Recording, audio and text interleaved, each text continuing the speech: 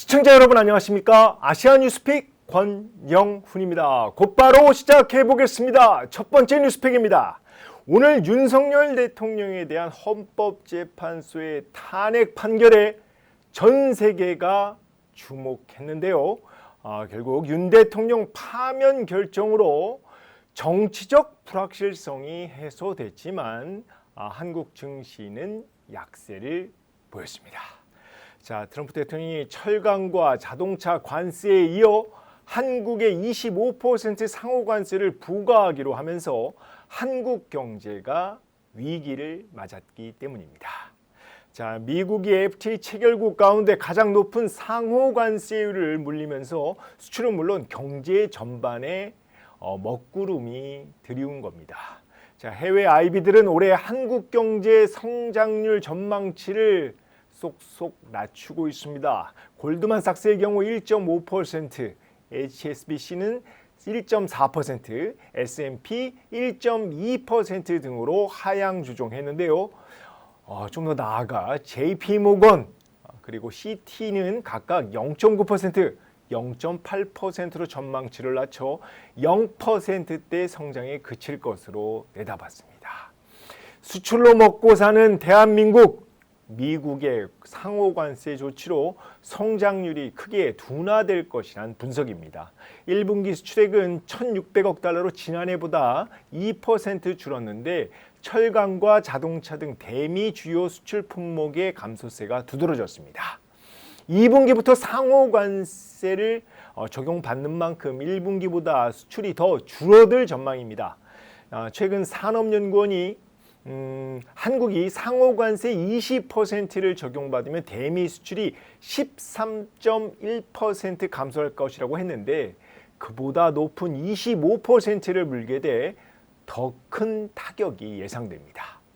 급한 불을 끄고 경제 불씨를 다시 살리기 위해 추경이 급선무인데 조기 대선 국면으로 돌입한 만큼 국회 논의조차 쉽지 않아 보입니다. 이 와중에 국제신용평가사 피치가 중국 신용등급을 내린 것도 국내 증시 하락에 기름을 부었습니다.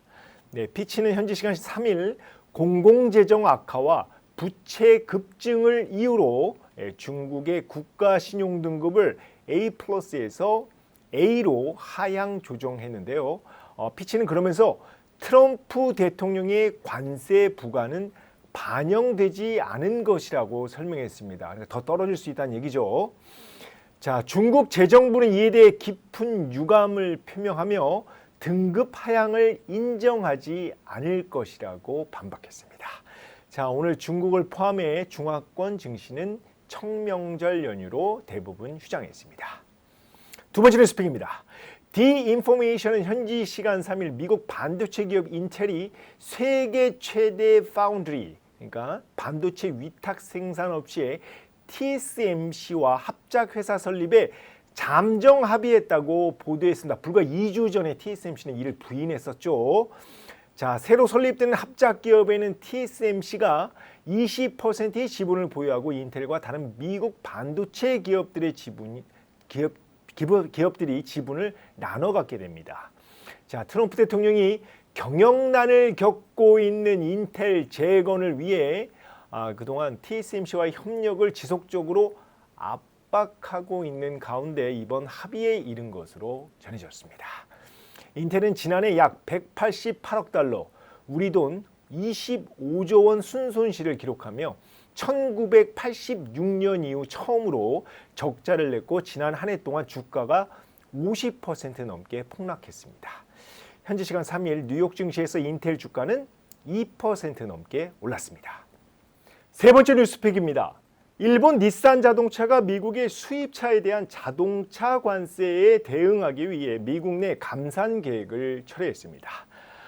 니혼게이자이 신문은 오늘 미국 공장에 감산을 추진한 닛산이 기존 생산 체제를 당분간 유지하기로 했다고 보도했는데요.